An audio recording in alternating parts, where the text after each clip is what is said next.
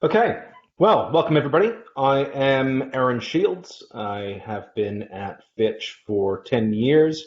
I head up the strategy team in London, and what a crazy 10 years it's been for retail. I guess we've gone from an agency that focuses a lot on retail design to an agency that focuses on a much wider range of topics to include our new retail reality, all the digital things that come with it, but really sort of focusing on a full physical, human, and digital approach across the entire customer journey. We've been working with really exciting clients like Starbucks, Lego, Sephora, Citibank, and many others who are leading the charge on omnichannel. And what I want to do today is share some of the rules that we've discovered along our path to help all of the attendees here, create some shortcuts in the future. So really excited to be here. Let's get into it. I'll just share my screen. Should be seeing what I'm seeing now. Great.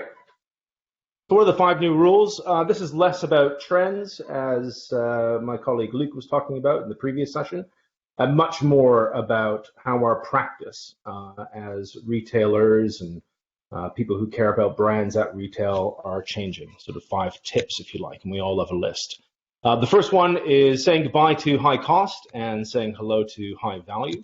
And just to do that, we'll describe what's happened in the past. This is the old model where we pour communications in one side, in one end, and we get sales at retail on the other. And as such, retail was really about locating, the sort of functional missions that people come into store for, and very little about exploring and dreaming, the kind of higher order functions that retail is a bit more known for today. So the old model of communications was really there to invest, to build awareness and to create desire, whereas retail was really about screwing down costs to economize, because the more markets that we can be in, the more our sales increased. And of course, these 2 big disruptive forces came into play. The first one, m-commerce gets a lot of the credit for the change. Online gets a lot of the credit for the change. But actually, we have to remember that the experience economy is a long-term trend that has been here for some time and will continue to be here. So these really 2 forces were the ones that really disrupted everything and lead to what we call the Great Split. So all the famous kind of closures that were happening at retail, which was mainly focused around these locating missions and mindsets, as I said, prompted a lot of closures and is still challenging the retail mix today. But what doesn't get enough credit, and what we want to talk about a little bit today, is the new behaviors that are prompting big store openings on the dreaming end of the spectrum. Those creating desire end of the spectrum, the old role of communications, if you like. And so what we're seeing is in major city centers, the new role of retail is really to inspire me, to teach me, and to entertain me, to form those relationships with the brand that used to be the fulfillment of communications. And the local street, your sort of local convenience-focused formats are really, as they always have been, but online is raising the bar in many ways, but making our products easy to find, easy to pay for, and easy to return. On the left-hand side, we're really sort of generating high-value sales and recruiting new customers. It's about acquisition. On the right-hand side, it's really about generating high-volume sales and retaining existing customers. So it's a new dynamic that we're looking at. So what we're seeing with clients, this is a standard Fitch format framework, is a widening and deepening of the role of retail. So we only started off on the right-hand side. So 20 years ago, we'd be having this conversation about how we create more sort of distribution and screw down costs to be in more places. Today, we're talking about retail and its role of brand building, its role of customer acquisition, a lot more than has ever been done, and really redefining our formats beyond small, medium, and large. So the big question that we ask ourselves whenever we start a new client engagement is the store portfolio fit for future? Are we looking at closing down some of the locations that are much more around convenience, and online can take on that role? And do we need to think about how we acquire new customers through retail locations? Great. So that's rule number 1. Rule number 2 is saying goodbye to standalone technology and saying hello to mobile partnership, whatever that is. So we all know that that when people come into store, they've done their research. So as opposed to the old days where we used to have to rely more on the hard sell, today it's really more about helping people buy, and that's an important mind shift. One of the ways that we see that evidenced is by stopping thinking about checking out only in terms of technology and start thinking about checking in. How do we recognize customers when they're even approaching our front door? How do we alert staff? What new sort of value offer do we give to customers? Are they able to look through their loyalty points and understand the new prices of things? But really what I want to talk about is this emerging system, really a partnership between these consumer apps, which are getting smarter, and staff tablets, which are becoming the norm. And it's just really this symbiotic relationship that is becoming more and more interesting for retailers and consumers alike. So on the left hand, we have customer apps, which are really powerful. They're about collecting data. They're about remote control, like for check-in or for checking loyalty points. And they really provide the glue for the whole seamless experience, the whole seamless journey. On the right-hand side, especially with assisted sales, we've got the ability to present data. These tablets don't always have to be in staff's hands, but when they are, they're a really powerful tool because they allow you to deepen the engagement with the consumer. They allow a greater degree of trust. When the customer can see what the staff member sees and understand how the recommendations are made, there's a lot of openness and transparency and impartiality, which is now part of that experience. So the big question for us is, how are your customers and staff sharing data with each other? How does this sort of new symbiotic relationship, this new emerging relationship, this new partnership between mobile and staff tablets being deepened and evolved? Fantastic. Moving along at pace. Rule number 3, goodbye friction-free and hello memorable peaks. So the world is obsessed with taking away friction from a journey. We know this because all the startups that are around and how they sort of take advantage of all the friction that is about these days. Now, what we have found through research with our partner WorldPay is that this friction-free journey doesn't actually result in anybody remembering that journey. It helps in that it doesn't create a bad memory of that journey, but it doesn't actually create a positive memory of that journey. What we found through research is that if you want to create a memorable journey, you need to create these peaks, as it turns out, somewhere in the beginning or middle and somewhere toward the end. If you create 2 peaks in a journey, that customer will stand a much higher chance of getting a memory from that journey. And when you get memories, all the good things happen. So conversion increases, purchase basket increases, and advocacy increases. So all good things. So really what we should be doing is thinking about how do we create these memorable experiences? Well, how?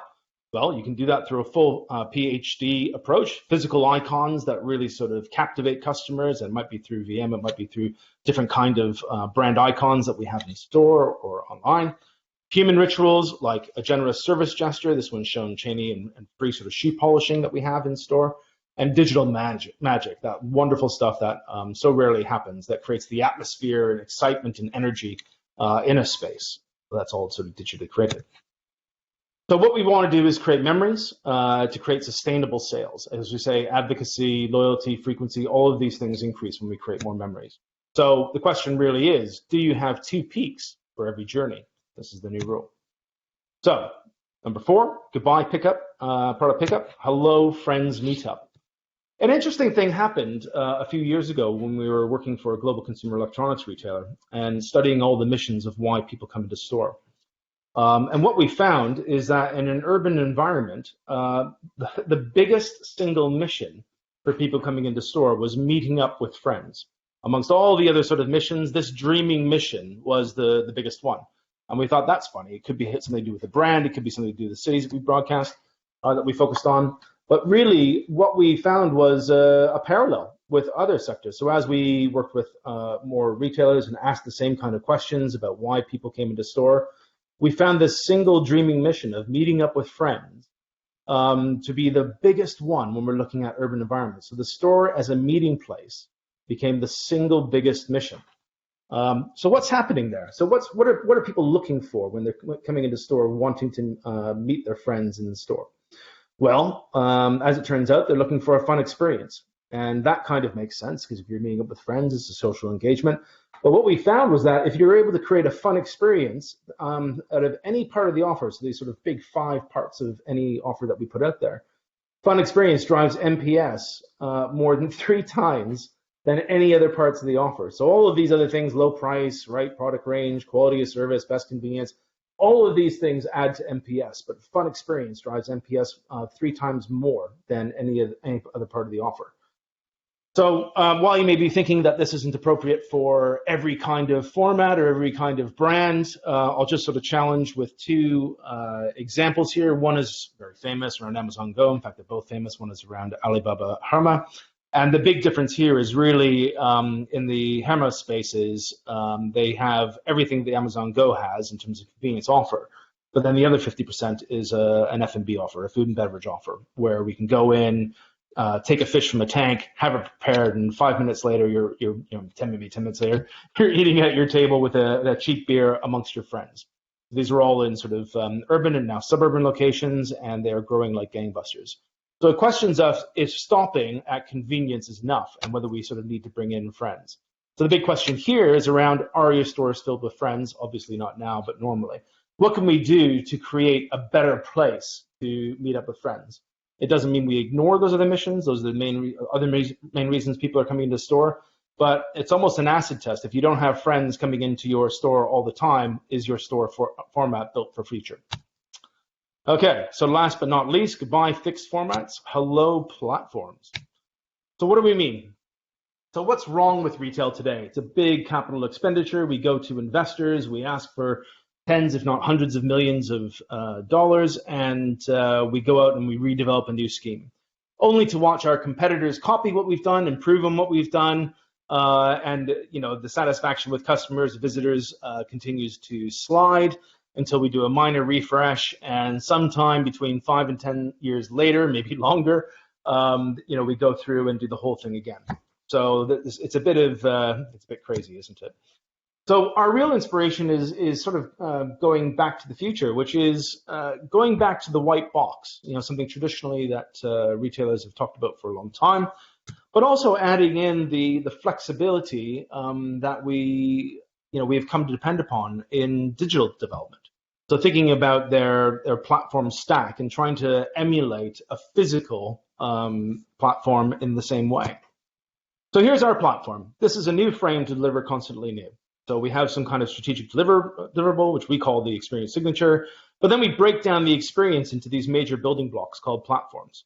Each one of these building blocks solves a customer mission, whether that's meeting up with friends or playing with the newest devices or fixing a technical break.